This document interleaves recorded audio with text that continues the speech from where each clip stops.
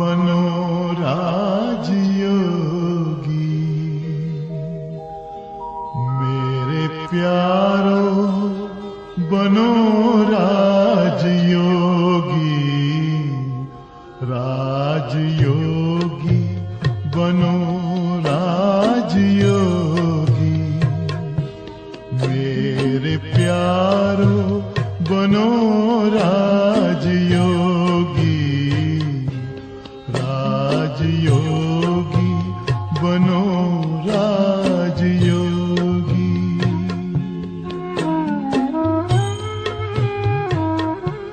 जिंदगी में परम शांति होगी। मेरे प्यारो बनो राजयोगी, राजयोगी बनो राजयोगी।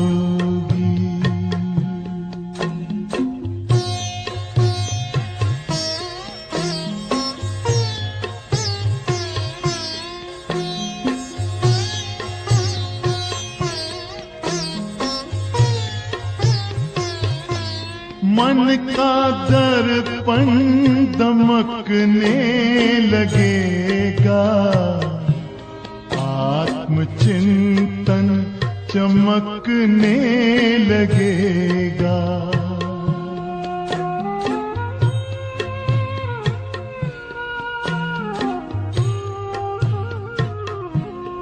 मन का दर्पण दमकने लगेगा, आत्मचिंतन चमकने लगेगा। ओम शांति। आज 14 अक्टूबर की मुरली है। बाबा कहते मीठे बच्चे, यह पुरुषोत्तम संगम युग कल्याणकारी युग है। इसमें ही परिवर्तन होता है। तुम कनिष्ठ से उत्तम पुरुष बनते हो। आज का प्रश्न, इस ज्ञान मार्ग में कौन सी बात सोचने व बोलने से कभी भी उन्नति नहीं हो सकती?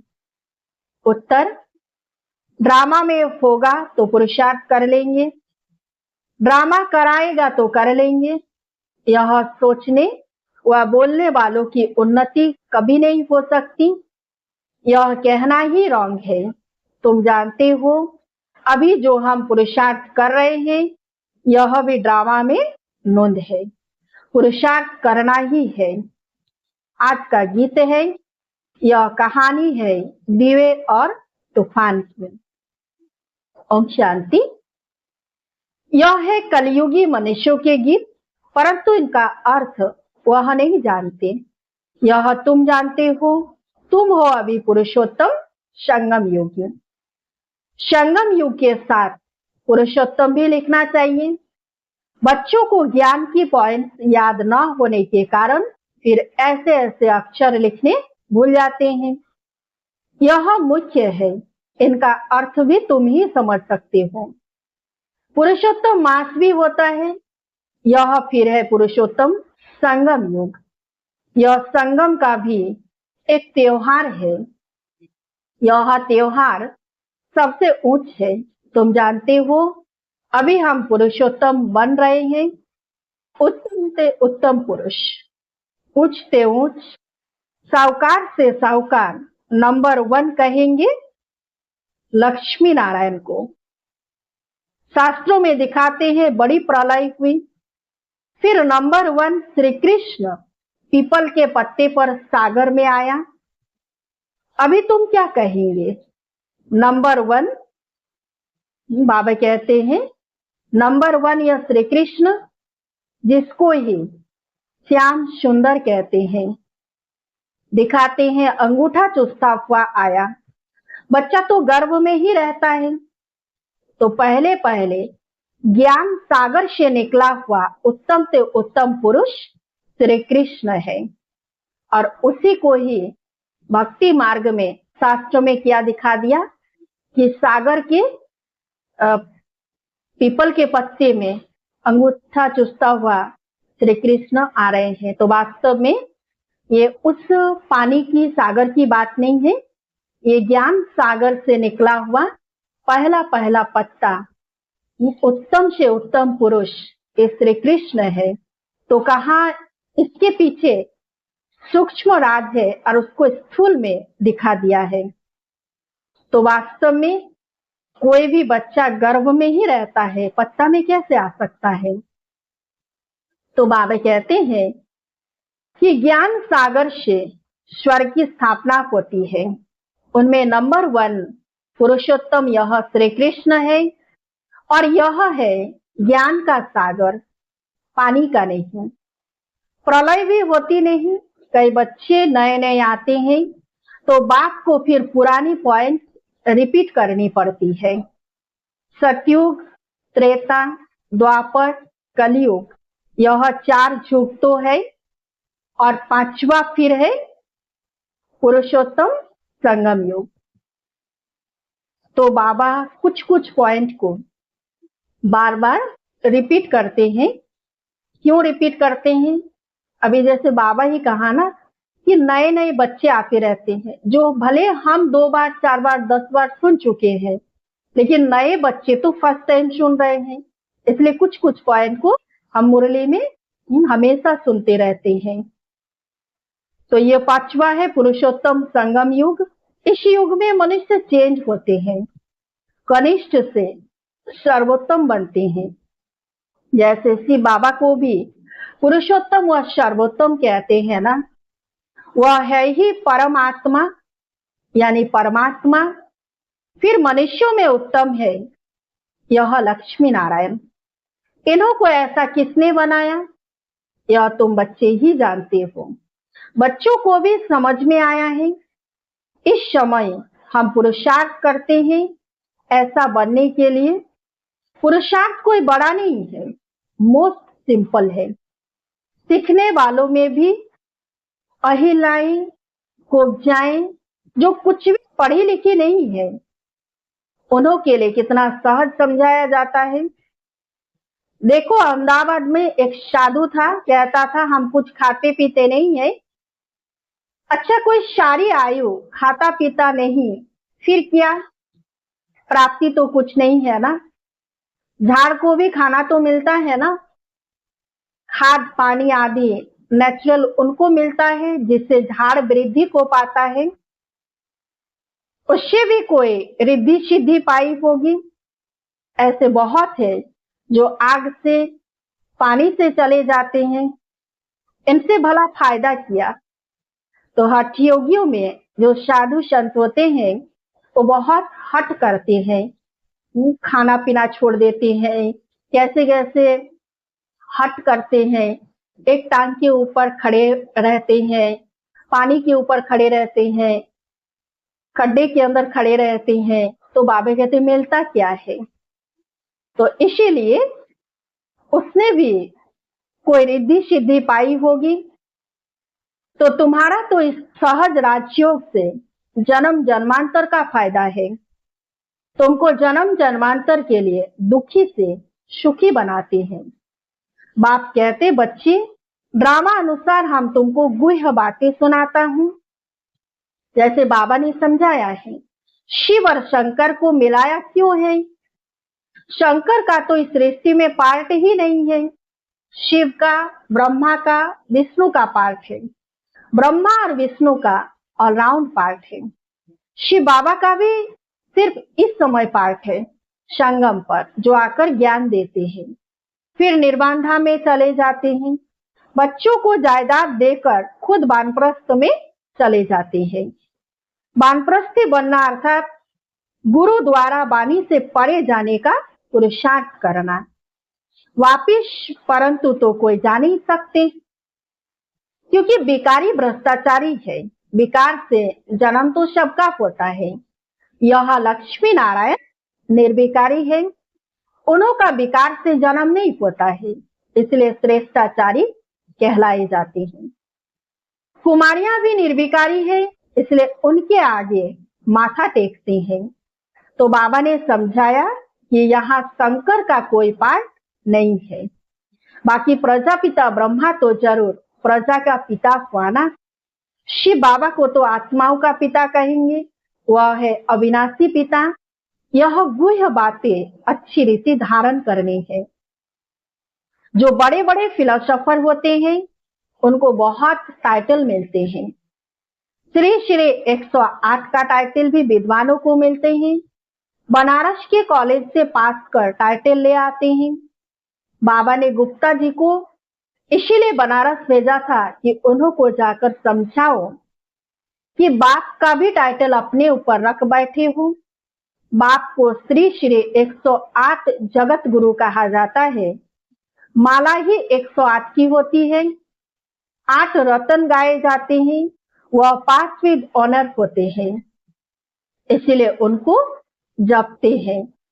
फिर उनसे कम 108 की पूजा करते हैं। यज्ञ जब रखते हैं तो कोई 1000 शालिग्राम बनाते हैं, कोई 10,000, कोई 50,000, कोई लाख भी बनाते हैं। मिट्टी के बनाकर फिर यज्ञ रखते हैं। जैसा जैसा सेट अच्छे से अच्छा बड़ा सेट होगा तो लाख बनवाएंगे। बाप ने समझाया है माला तो बड़ी है ना, 16,108 की माला बनाते हैं। यह तुम बच्चों को बाप समझाते हैं। तुम सभी भारत की सेवा कर रहे हो बाप के साथ, तो बाप की पूजा होती है तो बच्चों की भी पूजा होनी चाहिए। इसीलिए भक्ति मार्ग में यादगार है कि जब यज्ञ रचते हैं तो छोटा छोटा बहुत सारा शिवलिंग बनाते हैं जिसको शालिग्राम कहा जाता है।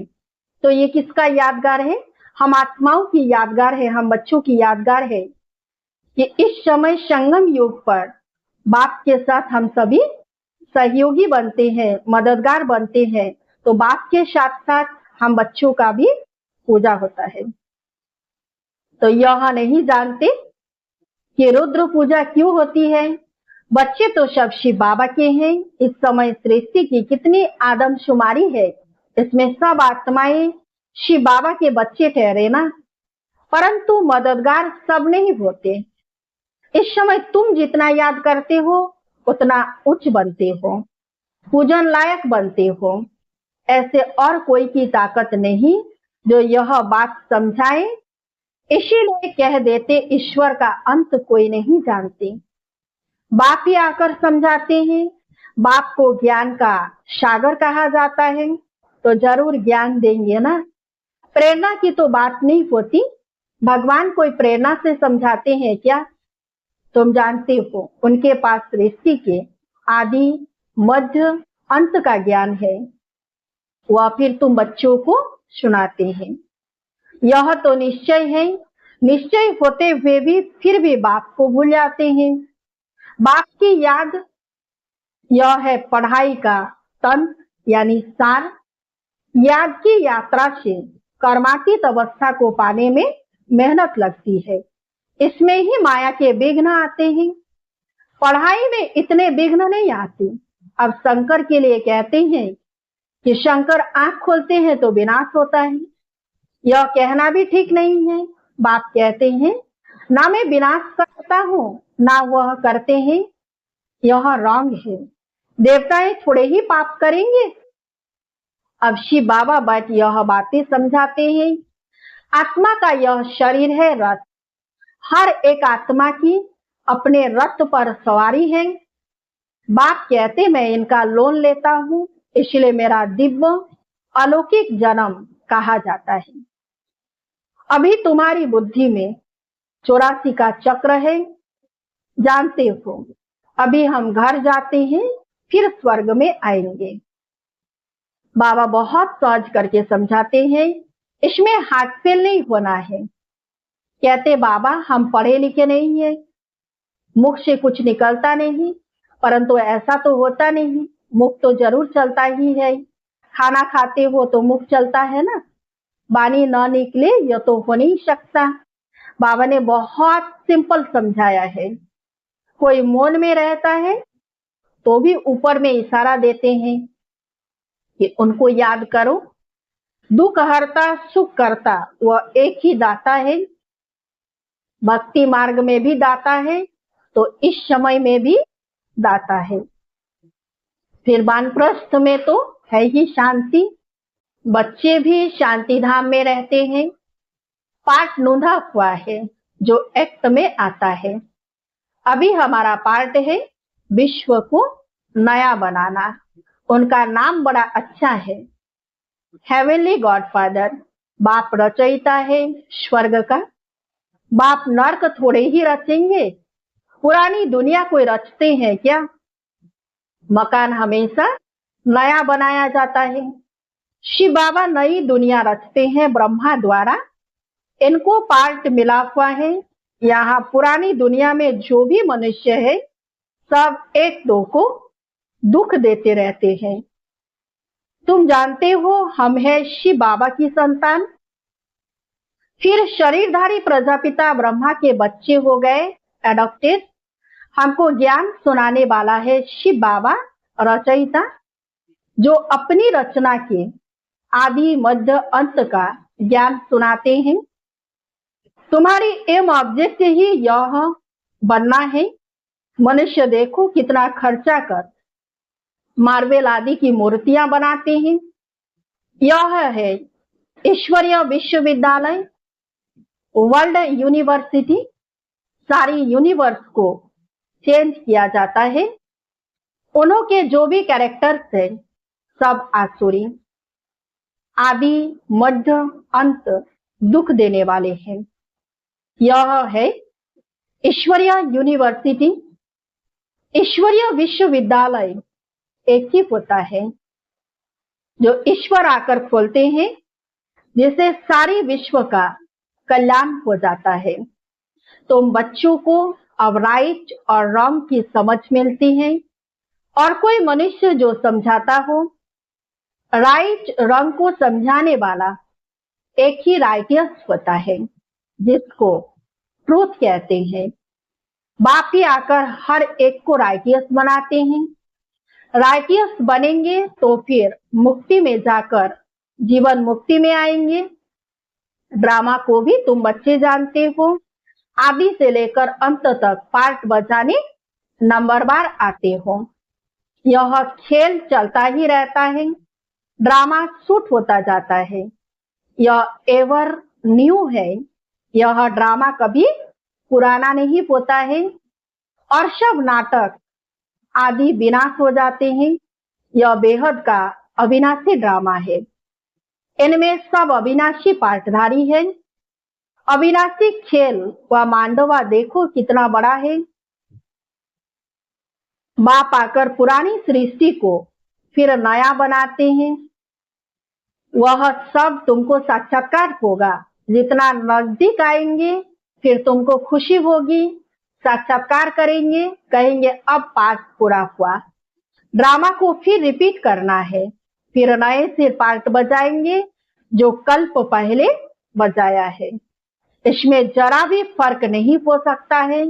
इसलिए जितना हो सके तुम बच्चों को उच्च पद पाना चाहिए, पुरुषार्थ करना है, मूंझना नहीं है। ड्रामा को जो कराने का होगा वह कराएगा, यह कहना भी रॉन्ग है। हमको तो पुरुषार्थ करना ही है। अच्छा, मीठे मीठे सिकिलधे बच्चों प्रति माता पिता बाप दादा का याद प्यार और गुड मॉर्निंग। रूहानी बाप की रूहानी बच्चों को नमस्ते। हम सब रूहानी बच्चों की रूहानी बाप दादा को याद प्यार और गुड मॉर्निंग। नमस्ते नमस्ते नमस्ते। धारणा के लिए मुख्य सार है। 1 नंबर है पढ़ाई का तंत्र यानी सार बुद्धि में रख याद की यात्रा से कर्मातीत अवस्था को पाना है। उच्च पूजनीय बनने के लिए बाप का पूरा पूरा मददगार बनना है। 2 नंबर सत्य बाप द्वारा राइट रॉन्ग की जो समझ मिले हैं उससे राइटियस बन जीवन बंध से छूटना है। मुक्ति और जीवन मुक्ति का वर्षा लेना है। आज का वरदान, आपस में स्नेह की लेन देन द्वारा सर्व को सहयोगी बनाने वाले सफलता मूर्त भव। अभी ज्ञान देने और लेने की स्टेज पास की, अब स्नेह की लेन देन करो। जो भी सामने आए, संबंध में आए, तो स्नेह देना और लेना ही। इसको कहा जाता है सर्व के स्नेही व लवली। ज्ञान दान अज्ञानियों को करना है, लेकिन ब्राह्मण परिवार में इस दान के महादानी बनो। संकल्प में भी किसी के प्रति स्नेह के सिवाय और कोई उत्पत्ति न हो। जब सभी के प्रति स्नेह हो जाता है तो स्नेह का रिस्पॉन्स सहयोग होता है और सहयोग की रिजल्ट सफलता प्राप्त होती है। आज का स्लोगन, 1 सेकंड में व्यर्थ संकल्पों पर फुल स्टॉप लगा दो, यही तीव्र पुरुषार्थ है। 1 सेकंड में व्यर्थ संकल्पों पर फुल स्टॉप लगा दो, यही तीव्र पुरुषार्थ है। अच्छा, मातेश्वरी जी के अनमोल महावाक्य है। आजकल मनुष्य मुक्ति को ही मोक्ष कहते हैं। वो ऐसे समझते हैं जो मुक्ति पाते हैं, वो जन्म मरण से छूट जाते हैं। वो लोग तो जन्म मरण में न आना, इसको ही उच्च पद समझते हैं, वही प्रारब्ध मानते हैं। जीवन मुक्ति फिर उसको समझते हैं जो जीवन में रहकर अच्छा कर्म करते हैं। जैसे धर्मात्मा लोग हैं, उन्हों को जीवन मुक्त समझते हैं।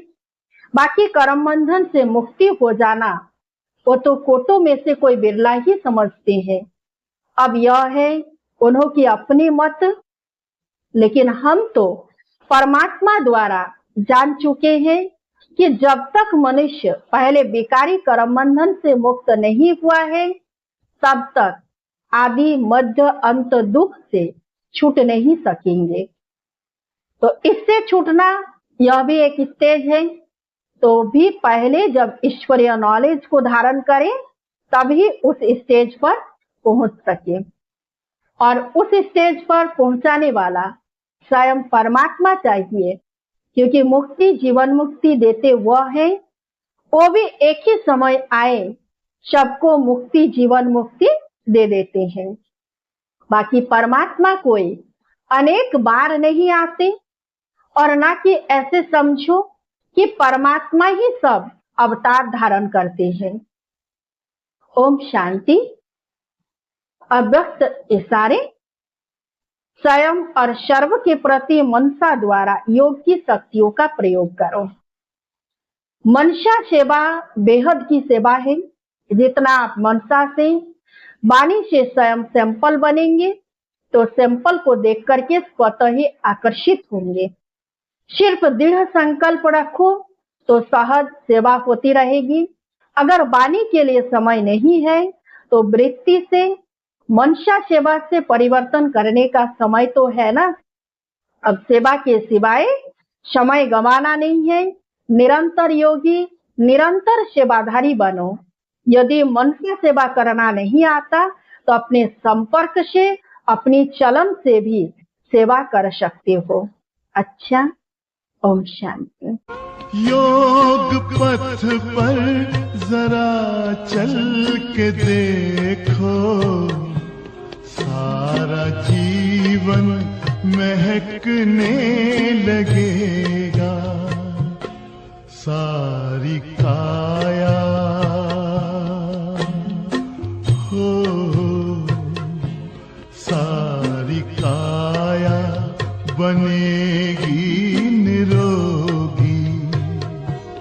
मेरे प्यार बनो राजयोगी, राजयोगी बनो राजयोगी। योग मानव को संयम सिखाता, संतुलन आचरण में लाता। आत्मा और परमात्मा का ये मिलन हर घड़ी है कराता। योग महिमा हो,